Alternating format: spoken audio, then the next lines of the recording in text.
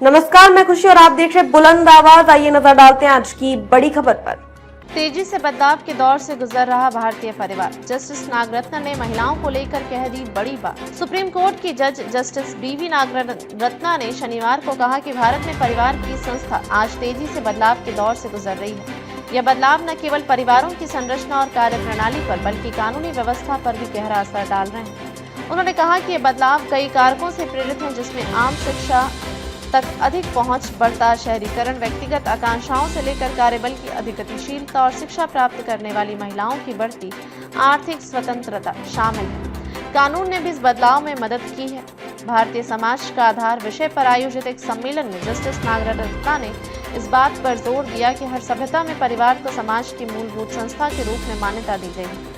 यह हमारे अतीत से जुड़ने और हमारे भविष्य के लिए सेतु है।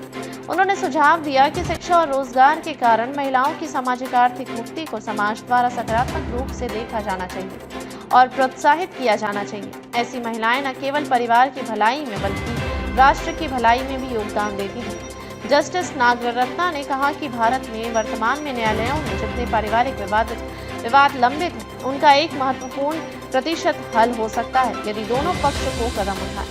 उन्होंने कहा, पहला कदम दूसरे के प्रति समझ और सम्मान रखना है और दूसरा खुद के प्रति जागरूकता है। यह पति और पत्नी के संदर्भ में दूसरे के प्रति सम्मान को समझने से मेरा मतलब है कि एक साथी को हर समय दूसरे साथी के हितों को ध्यान में रखना चाहिए। जब भी पहला साथी कुछ ऐसा करता हुआ दिखाई दे तो जो दूसरे साथी की राय में समयग्रस्त है, तो दूसरे साथी को खुद को पहले साथी के स्थान पर रखकर उस कार्य का कारण बताना चाहिए।